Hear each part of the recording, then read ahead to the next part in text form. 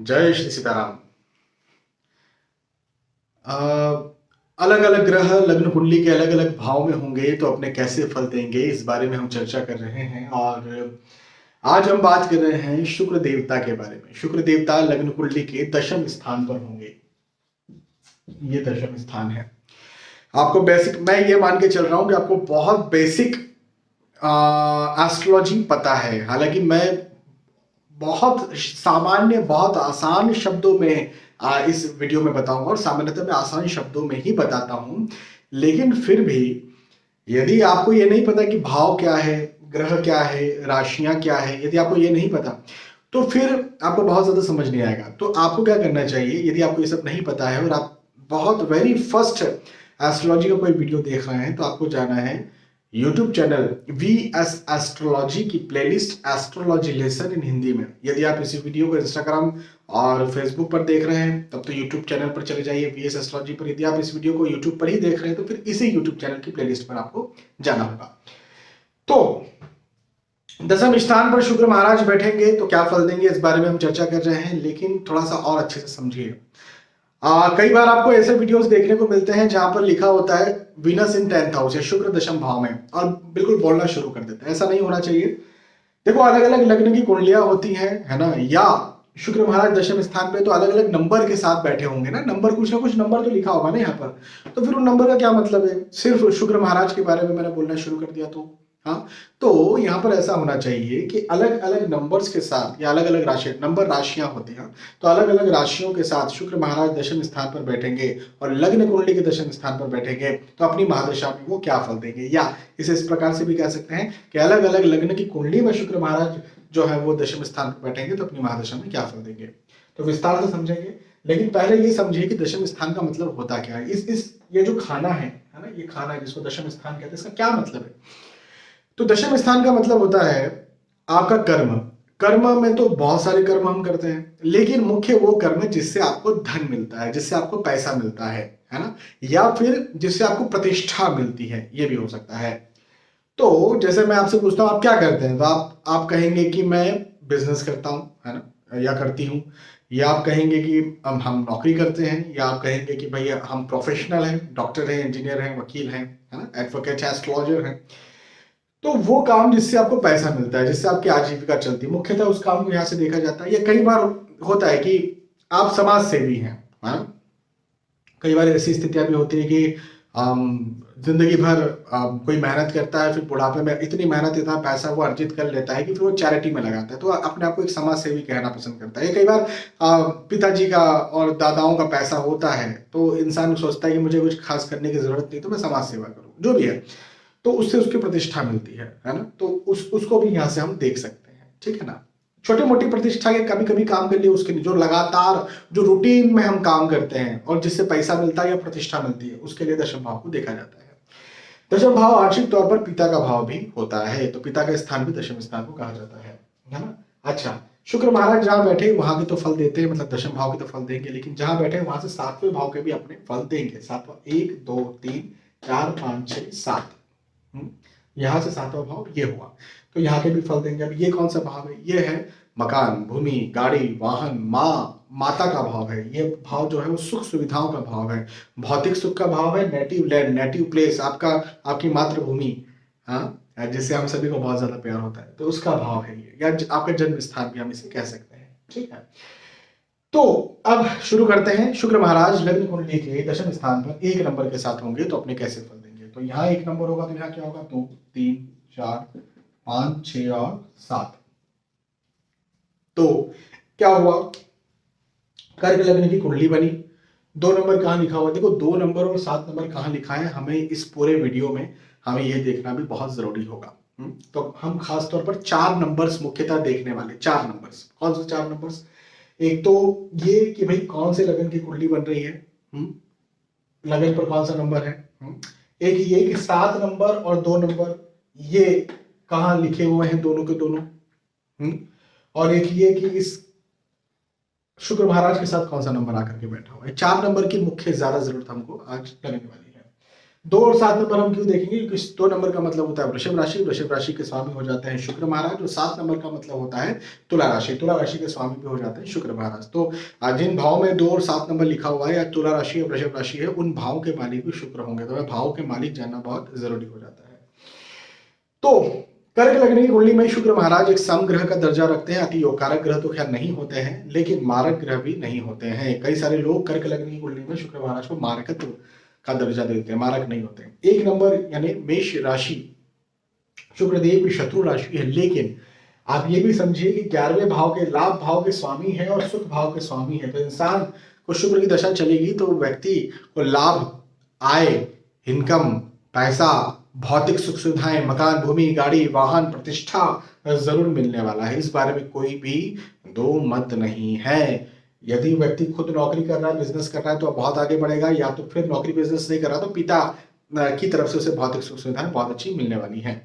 लेकिन ये नेगेटिविटी यहाँ पर जरूर हो जाती है कि मंगल की राशि में शुक्र बैठे हैं तो शुक्र मंगल का कर्म हो जाएगा। अब शुक्र मंगल का कर्म क्या होता है, तो शुक्र और मंगल जब मिलते हैं तो एक प्रकार से वासना की युति पैदा करते हैं। तो कई बार व्यक्ति बहुत ज्यादा शौकीन हो जाता है, अपोजिट जेंडर में उसका मन ज्यादा लगता है, और कई बार जब पढ़ाई कर रहा होता है, जो स्टूडेंट्स होते हैं ना, उनका ज्यादा भटकाव हो जाता है। तो ये एक नेगेटिविटी यहाँ पर आती है। और कई बार छोटी मोटी बीमारियां भी लग जाती है, क्योंकि छोटी मोटी बीमारियों का मालिक शुक्र महाराज बन के बैठते हैं। तो वही बात होगी ना, मिले जुले फल मिलते हैं भाई। समग्रह है तो बहुत अच्छे भी नहीं कहे मैंने, लेकिन बहुत बुरे भी नहीं कहे। हाँ, पैसे, धन, कैरियर के दृष्टिकोण से बहुत अच्छे रिजल्ट्स 1 नंबर के साथ शुक्र महाराज के देखने को मिलते हैं। एक के बाद में 2 नंबर, 2, 3, 4, 5, 6, 7। अभी क्या होगा, देखो सिंह लगन की कुंडली है और शुक्र महाराज स्वराशि बैठे हुए हैं 2 नंबर के साथ में। अब इस कुंडली में भी शुक्र महाराज कोई बहुत मारक ग्रह तो ऐसे नहीं कहलाते, क्योंकि तृतीयेश है, लेकिन हाँ बहुत अच्छे भी नहीं है। तो लगभग वैसी ही स्थिति बनेगी कि शुक्र देवता स्वराशि बैठे हैं, तो स्वराशि बैठ करके तो अपने अच्छे फल देंगे कर्म को लेकर, क्योंकि कर्मेश कर्म स्थान पर बैठे हैं तो कर्म अच्छा होगा। नौकरी, व्यवसाय, प्रोफेशन, जहां से धन आता है, पैसा आता है, प्रतिष्ठा आती है, उसमें इंसान बहुत उन्नति करेगा।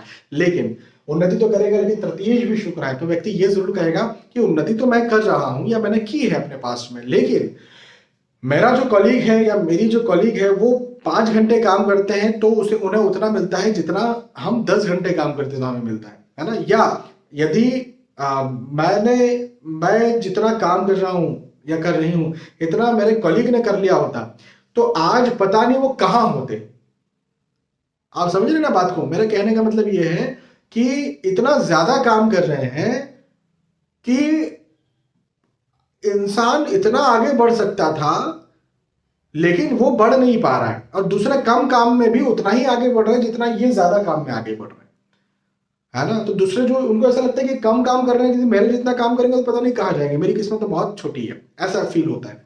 तो वो बहुत अच्छी बात नहीं है फिर। हाँ, ये फीलिंग जरूर होती है कि फिजूल की भागदौड़ लगी हुई है, मेहनत लगी हुई है, पढ़ाई लिखाई में उतना मन कई बार नहीं लग पाता, क्योंकि शुक्र दशा चलती है ना, तो इंसान का आलस्य या विलासिता के प्रति मन ज्यादा भटकता है। हाँ, पारिवारिक दृष्टिकोण से शुक्र की दशा अच्छी होती है। स्वराशि शुक्र पारिवारिक दृष्टिकोण से अच्छे फल देते हैं। 2 के बाद में 3 नंबर, 3, 4, 5, 6, 7, 2। हाँ, अभी क्या होगा देखिए, बहुत अच्छे, बहुत शानदार रिजल्ट देखने को मिलेंगे। क्यों, ऐसा क्यों? क्योंकि कन्या लग्न की कुंडली है, और कन्या लग्न की कुंडली मतलब बुध महाराज की कुंडली है। बुध महाराज की कुंडली में शुक्र खुद बुध महाराज के भाव में आकर के बैठ गए, मतलब 3 नंबर के साथ, मिथुन राशि के साथ आकर के बैठ गए। बुध की ही है, तो बुध ये सब मित्र हैं अपने, शुक्र महाराज के, अपने नहीं, शुक्र महाराज के। और 7 नंबर दूसरे भाव में लिखा हुआ, धन भाव में 7 नंबर लिखा हुआ है, परिवार के भाव में 7 नंबर लिखा हुआ है, भाग्य भाव में 2 नंबर लिखा है। मतलब शुक्र महाराज भाग्येश हो गए, धनेश हो गए, परिवार भाव के मालिक हो गए, जो भी कर्म स्थान पर आके बढ़ गए। इंसान का कर्म इतना अच्छा होगा, नौकरी, व्यवसाय, प्रोफेशन बहुत उन्नति करने वाला है। मैं मतलब इस बात के लिए बिल्कुल श्योरिटी के साथ कह सकता हूँ। अच्छा, धनेश की दशा चल रही है तो धन बहुत मिलेगा, बहुत अच्छा धन मिलेगा, इंसान बहुत आगे बढ़ेगा, धन के दृष्टिकोण से धन संचय होगा, भौतिक सुख सुविधा बहुत अच्छी होने वाली है। एक और अच्छी बात यह है कि इसे भाग्य को पिता का भाव भी कहा जाता है। तो पिता के मालिक जो है कर्म के स्थान पर बैठे हुए हैं, तो इसे ये भी कह सकते हैं कि पिता के कर्म यदि इंसान करता है तो बहुत आगे बढ़ता है, मतलब पिता के बिजनेस को आगे यदि बढ़ाता है, पिता के बिजनेस को यदि कोई व्यक्ति आगे बढ़ाता है तो बहुत आगे बढ़ता है। जैसे धीरू भाई अंबानी है ना, तो धीरू भाई अंबानी का खैर अपना एक अलग नाम था, लेकिन मुकेश अंबानी ने भी अपना एक नया वर्चस्व पैदा किया है ना, जो है वो विश्व के 5वें सबसे अमीर व्यक्ति एक समय बन गए थे, है ना। तो ठीक है, पिता ने बिजनेस खड़ा करके दिया, धीरू भाई अंबानी ने खड़ा करके दिया, लेकिन मुकेश अंबानी ने उसको कहाँ पहुंचा दिया, है ना, तो आगे पहुंचाए और आज भी कंटिन्यू कर रहे हैं। तो ऐसी स्थिति कहीं ना कहीं बनती है कि पिता के बिजनेस को आगे बढ़ाते हैं। हाँ, ऐसा व्यक्ति पिता से पूछ करके काम करता है तो भी बहुत सक्सेस होता है। मैं ऐसे लोगों को बोलता हूँ कि आपके पिता क्या चाहते हैं वो काम करो, है ना, ये बहुत आगे बढ़ते इंसान, ऐसे में बहुत आगे बढ़ता है। 3 नंबर के साथ, 3 के बाद में 4 नंबर, 4 5 6 7 3 2। अब क्या होगा, तो देखो तुला लगन की कुंडली है, शुक्र महाराज की ही कुंडली है, शुक्र महाराज कर्म स्थान पे बैठे हैं भैया, कोई सोचना ही नहीं है, सोचिए ही मत, गोल्डन पीरियड आ गया। लग्नेश की दशा चल गई ना, और लग्नेश कर्म स्थान पर बैठे हैं और चंद्र की राशि में बैठे, शुक्र चंद्र बैठे हुए हैं, सोचना ही नहीं है, गोल्डन पीरियड आ गया। गोल्डन पीरियड आ गया मतलब मकान, भूमि, गाड़ी, वाहन, नौकरी, व्यवसाय, प्रोफेशन बहुत आगे बढ़ने वाला है, पढ़ाई लिखाई बहुत उन्नति करेगा इंसान, स्वास्थ्य के दृष्टिकोण से बहुत अच्छा रहेगा, पारिवारिक दृष्टिकोण से बहुत अच्छा रहेगा। अष्टमेश शुक्र जरूर है, इंसान सौम्य ज्यादा हो जाता है या भावुक ज्यादा हो जाता है लोगों को लेकर के, लेकिन वो कोई नेगेटिविटी यहाँ पर नहीं होती है, तो बहुत अच्छी स्थिति है 4 नंबर के साथ, गोल्डन पीरियड जैसी स्थिति है। 4 के बाद में 5 नंबर, 5 6 7 8, 5 4 3 2। यहाँ पर क्या होगा, देखो यहाँ पर खराब फल मिलेगी क्योंकि 8 नंबर मतलब वृश्चिक लगन की कुंडली है ये, और वृश्चिक लगन की यदि कुंडली है तो शुक्र महाराज जो है वो द्वादशेश हो गए, तो अति मारक ग्रह हुए, मंगल की कुंडली है ना, और फिर शत्रु राशि में बैठे हैं भाई, सिंह राशि कोई शुक्र की मित्र राशि तो है नहीं, तो शुक्र महाराज खराब फल देंगे। नौकरी, व्यवसाय, प्रोफेशन, यदि इंसान व्यवसाय करेगा तो लॉस ही जाएगा, नौकरी करेगा तो भी उसमें स्टेबिलिटी नहीं रहेगी, लेकिन हाँ ये जरूर है कि नौकरी ही रिकमेंड यहाँ पर की जाती है, पढ़ाई लिखाई में उतना मन नहीं लगेगा, और साथ ही साथ कहीं ना कहीं मतभेद, आर्ग्यूमेंट्स होते रहे, हेल्थ इश्यूज भी उतार चढ़ाव में रहे, हेल्थ भी उतार चढ़ाव में रहे और हेल्थ इश्यूज होते रहे, ऐसा होगा, तो बहुत अच्छी बात ये नहीं है। शुक्र महाराज की महादशा इंसान को अच्छी नहीं गुजरेगी यदि 5 नंबर के साथ या वृश्चिक राशि में दशम स्थान पर शुक्र महाराज बैठेंगे, तो वृश्चिक लगन में बैठेंगे तो 6 नंबर के साथ 6 7 8 9 5 4 3 2। यहाँ पर क्या हुआ, शुक्र देवता वैसे तो नीच राशि के आकर के बैठ गए, तो अच्छा धनु लगन की कुंडली है, और धनु लगन की कुंडली में भी शुक्र महाराज जो है वो नीच राशि के आकर के बैठ गए, तो वैसे गुरु की कुंडली है तो शत्रु तो हो ही गए शुक्र महाराज, है ना, क्योंकि 6वें भाव के स्वामी है, तो अति मारक ग्रह, और ऊपर से फिर नीच राशि के हो गए, तो नीम का पेड़ और करेले की बेल, मतलब डबल इंसान को प्रॉब्लम होती है, खासतौर पर रोग ऋण शत्रु इंसान के बढ़ जाते हैं, मतलब इंसान को ये लगता है कि मेरा हेल्थ इश्यूज ज्यादा बढ़ गया, मेरे कर्जे ज्यादा बढ़ गए, खर्चे ज्यादा बढ़ गए, हाँ, मुझे लोग पसंद नहीं कर रहे हैं, उतना लाभ नहीं मिल रहा है। बिजनेस तो ऐसे व्यक्ति को मैं बिल्कुल सलाह नहीं करता हूँ, नौकरी की ही सलाह करता हूँ, पढ़ाई लिखाई में भी उतना मन नहीं लगता है, और हेल्थ इश्यूज ज्यादा होते हैं, तो स्वास्थ्य का ध्यान जरूर से रखना चाहिए। अच्छी बात नहीं है, खराब है। नीच राशि 6 नंबर का मतलब होता है नीच राशि, नीच राशि में शुक्र महाराज कोई बहुत अच्छे रिजल्ट्स नहीं देते हैं, ठीक, 6 नंबर के साथ। अब 7 नंबर की बात करेंगे, 7 8 9 10 और 11 12 1 2। अभी क्या हो गया, बहुत शानदार, बहुत शानदार। क्यों बहुत शानदार, क्योंकि देखो शुक्र महाराज एक पंच महापुरुष योग बनाते हैं जिसे कहते हैं मालव्य, है ना, तो शुक्र महाराज स्वराशि कर्म स्थान पर आकर के बैठे और पंचम भाव के स्वामी कर्म भाव पर जाकर के बैठे हैं। तो इसका मतलब, और फिर 10 नंबर लगन पर लिखा हो तो मकर लगन की कुंडली, शनि महाराज की कुंडली, शुक्र महाराज के अति मित्र ग्रह, है ना, तो इसका मतलब ये हुआ कि ये गोल्डन पीरियड होने वाला है, गोल्डन पीरियड, जिसको भी इस प्रकार की दशा चल रही है वो गोल्डन पीरियड गुजरने वाली है। नौकरी, व्यवसाय, प्रोफेशन, पढ़ाई लिखाई, परिवार, स्वास्थ्य, जो बोलना है बोल दीजिए, गोल्डन पीरियड होगी। डिसीजन मेकिंग पावर बहुत स्ट्रांग होगा, पढ़ाई में इंसान बहुत आगे बढ़ने वाला है, क्योंकि पढ़ाई भाव, बुद्धि भाव के स्वामी की दशा चल रही है और वो भी स्वराशि बैठे हुए हैं, बहुत शानदार। और स्पेशली कर्म स्थान पर कर्मेश खुद कर्म भाव पर बैठे हुए हैं, बुद्धि भाव के मालिक बन के बैठे, तो कर्म में तो इतनी बुद्धि शार्प चलेगी कि जो डिसीजन लेगा वो, जिसको बोलते हैं ना पत्थर को हाथ लगाए तो वो जो है सोना बन जाए, बस वो वाली स्थिति बनने वाली है। अच्छी स्थिति है, बहुत अच्छी स्थिति है 7 नंबर के साथ। 7 के बाद में 8 नंबर, 8 8 9 10 11 12 1 2 हो गया। तो अब यहाँ पर क्या होगा, 8 नंबर का मतलब होता है वृश्चिक राशि। अच्छा 7 ने लिखा, हाँ 7। और कुंभ लगन की कुंडली है। अब कुंभ लगन का मतलब होता है शनि महाराज की कुंडली, लेकिन शुक्र महाराज भाग्य भाव के स्वामी, भले ये अपनी शत्रु राशि में शुक्र बैठे हैं लेकिन भाग्येश होकर के बैठे हैं। तो भाग्येश और फिर सुखेश, तो सुखेश और भाग्येश की दशा चल रही है। मतलब ये इंसान शुक्र महाराज जो है वो किसी भी इंसान की कुंडली में आएंगे और अपनी महादशा में आएंगे तो सुख, भौतिक सुख सुविधाएं, मकान, भूमि, गाड़ी, वाहन। यदि इंसान जो है ना एक कमरे के मकान में रह रहा होगा तो महल में चले जाएगा। मतलब इतना ज्यादा उन्नति करने वाला है शुक्र की दशा में। खुद के कर्म में बहुत उन्नति होगी। भाग्येश भी है ना, सुखेश है लेकिन भाग्येश भी है, तो भाग्य भी साथ देगा। और किस विषय में भाग्य साथ देगा, तो सुख सुविधाओं को बढ़ाने में भाग्य साथ देगा। अब सुख सुविधाएं कहां से बढ़ती है, तो आप कर्म करेंगे वहीं से तो बढ़ेगी ना। नौकरी व्यवसाय प्रोफेशन करेंगे वहीं से बढ़ेगी, तो नौकरी व्यवसाय प्रोफेशन बहुत अच्छा होगा। अच्छा, इसके अलावा पढ़ाई लिखाई में भी इंसान अच्छा होगा, स्वास्थ्य के दृष्टिकोण से भी अच्छा होगा। कई बार बस ये चीज देखने को मिलती है कि शुक्र जो है मंगल की राशि में बैठा है तो वासना की युति हो जाती है, तो अपोजिट जेंडर में मन ज्यादा लगता है। ये एक नेगेटिविटी देखने को मिल जाती है 8 नंबर के साथ में।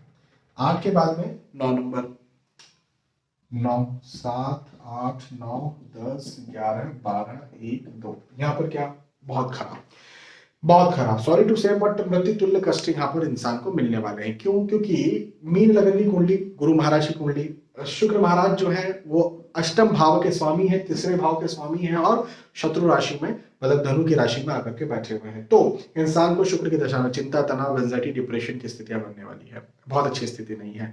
आप बिजनेस नहीं कर सकता व्यक्ति, नौकरी करेगा तो उसमें भी बहुत उन्नति तो खैर नहीं होगी, लेकिन नौकरी ही करना पड़ेगा। और किसी घर का कोई बिजनेस है तो किसी के अधीन में रह करके ही बिजनेस करे, खुद का बिजनेस शुरू ना करे। भागदौड़ फिजूल की लगेगी, मेहनत ज्यादा लगेगी, पढ़ाई लिखाई में उतना मन नहीं लगेगा और हेल्थ इश्यूज होते रहेंगे। तो ज्यादा नेगेटिव नहीं बोलना चाहिए, लेकिन हाँ अच्छी बात नहीं है 9 नंबर के साथ में। 9 के बाद में 10 नंबर, 10 11 12 1 2 और 10 9 8 7। यहाँ पर क्या होगा, तो देखो मिले जुले फल मिलेंगे एक्चुअली। कैसे, यदि व्यक्ति नौकरी व्यवसाय कर रहा होगा, व्यवसाय तो खैर मैं रिकमेंड नहीं करूंगा, नौकरी नौकरी कर रहा होगा तो धन भाव के स्वामी की दशा चल रही है तो धन उसे पर्याप्त मिलता रहेगा और इंसान जो है पर्याप्त उन्नति करता रहेगा। लेकिन व्यक्ति को ये जरूर लगेगा कि मैं फिजूल की भागदौड़ कर रहा हूँ, फिजूल की मेहनत कर रहा हूँ, समय पर मुझे वो नहीं मिल रहा जितना होना चाहिए। क्योंकि मेष लग्न की कुंडली है ना, तो मेष लग्न जो है उसमें शुक्र महाराज अति मारक ग्रह का दर्जा अपना रखते हैं मंगल की कुंडली में।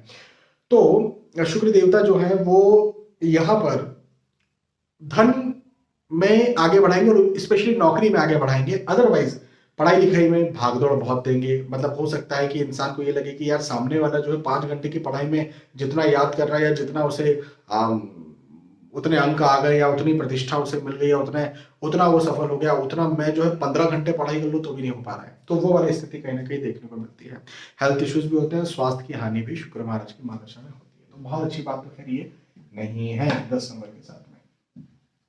10 के बाद में क्या, 11 नंबर, 11 7 8 9 10 11 12 1 2। यहाँ पर क्या होगा, बहुत शानदार। वैसे तो शुक्र महाराज षष्ठेश भी हैं, लेकिन मैं हमेशा समझाता हूँ कि लग्नेश को षष्ठेश का दोष नहीं लगता जब वो कहीं अच्छे बैठे हुए हैं। तो अच्छे बैठे ना 11 नंबर के साथ में बैठे, मतलब शनि की राशि में बैठे तो अच्छे बैठे हैं। तो यहाँ पर हम कहेंगे लग्नेश की दशा चल रही है, लग्नेश की दशा चल रही है तो व्यक्ति जो है उसके लिए गोल्डन पीरियड होगा। मकान, भूमि, गाड़ी, वाहन, नौकरी, व्यवसाय, प्रोफेशन के दृष्टिकोण से गोल्डन पीरियड होने वाला है। बहुत आगे व्यक्ति बढ़ने वाला है। पढ़ाई लिखाई के दृष्टिकोण से भी ये स्थिति बहुत अच्छी रहेगी। हाँ, कई बार ये होगा कि कंपटीशन बहुत ज्यादा पैदा हो सकता है व्यक्ति के सामने। व्यक्ति ये बोलेगा मैं जहां जाता हूँ वहां मेरे सामने कंपटीशन आ जाता है, जहां जाता हूँ वहां मेरे सामने शत्रु आ जाते हैं, वहां मेरे सामने हिडन एनिमीज या डायरेक्ट एनिमीज आ जाते हैं। वो हो सकता है, लेकिन वो कुछ हार्म नहीं करेंगे व्यक्ति। वो ये इंसान ही जीतने वाला है, ये इंसान की ही सक्सेस होगी, आपको मैं बता दूं। ठीक है, 11 नंबर के साथ 11 के बाद में फाइनली 12, तो 12 1 2 3 11 10 9 8 और 7। बहुत शानदार, बहुत अच्छे। क्यों, पंचम भाव के स्वामी जो है उच्च राशि के कर्म स्थान पर बैठे हुए हैं, हालांकि द्वादश भाव के स्वामी भी कर्म स्थान पर बैठे हुए हैं। इसे क्या कहेंगे, इसे ये कहेंगे कि इंसान की बुद्धि, इसको बुद्धि का भाव कहते हैं, तो इंसान की बुद्धि के मालिक जो है कर्म पर उच्च के बैठ गए, मतलब इंसान की बुद्धि उसके कर्म पर इतनी उच्च की चलने वाली है कि वो बहुत अच्छे डिसीजन लेगा, और जो डिसीजन लेगा वो बिल्कुल सक्सेस होंगे। जैसे होता ना कि मैंने किसी का एक वो सुना था कि आपका अच्छा समय यदि चल रहा है ना, तो आप जहां पर भी बैट लगाएंगे वहां पर बॉल आ जाएगी। हाँ, तो वो बस वही वाली स्थिति यहाँ पर पैदा हो जाती है कि व्यक्ति का यदि यहाँ पर बहुत अच्छा समय चल रहा होता है, बहुत अच्छा समय चल रहा होता है, मतलब जहां वो जो डिसीजन लेगा वो सफल हो जाएगा, है ना। जो डिसीजन लेगा उसमें सफलता देखने को मिल जाएगी। मतलब पत्थर को हाथ लगाया तो सोना हो गया। व्यक्ति को खुद को लगता है भाई ये क्या, मैंने तो दुप्पल में कुछ भी बोल दिया था, ये चीज हो गई, मतलब उसका डिसीजन सही हो जाता है। तो ये बहुत अच्छी बात है, इसे किस्मत ही कहेंगे। अच्छा, विदेश भाव के स्वामी भी कर्म भाव पर बैठे हुए हैं, तो इसको हम ये कह सकते हैं कि कर्म विदेश का हो या विदेश से रिलेटेड हो या विदेश में हो तो बहुत उन्नति होती है। और विदेश का मतलब केवल ये नहीं है कि आपको भारत के बाहर जाना है या कहीं और आप रहते हैं जहां जन्म हुआ है। जहां आपका जन्म हुआ है वहां से कुछ दूर भी आप जाकर के काम करेंगे तो भी आपको उच्च की सफलता देखने को मिलेगी और आपका कर्म उच्च का हो जाएगा। विदेश का मालिक कर्म भाव पर उच्च का बैठा है, मतलब विदेश में कर्म उच्च का होने वाला है। विदेश का मतलब आप जो है 500-600 किलोमीटर दूर, 1000 किलोमीटर दूर, 2000, 8000, 10,000, जितना भी दूर जा सकते हैं उतना आपके काम को बहुत उन्नति देखने को मिलेगी। नहीं भी दूर जाते हैं तो कोई ऐसी कोई नेसेसरी बात नहीं है, कंपलसरी बात नहीं है कि, लेकिन जो व्यक्ति जाना चाहते हैं उनके लिए बहुत अच्छी बात है। पढ़ाई लिखाई भी उच्च की हो जाएगी, बहुत अच्छा इंसान पढ़ेगा लिखेगा और बुद्धि भी बहुत शार्प होगी, तो इंसान खुश बहुत रहेगा, ये अच्छी बात है। तो यहाँ पर हमने चर्चा की है कि शुक्र महाराज लग्न कुंडली के दशम स्थान पर बैठेंगे तो अपनी महादशा में वो कैसे फल देंगे, इस बारे में मुझे विश्वास है कि आपको बात समझ में आई होगी। यदि आपको बात समझ में आई है, वीडियो पसंद आया तो मुझे आप बता सकते हैं कि पसंद आया। बहुत बहुत धन्यवाद। फिर मिलते हैं नए वीडियोज में, तब तक के लिए आज के इस वीडियो में आपसे विदा चाहता हूँ। जय श्री सीताराम।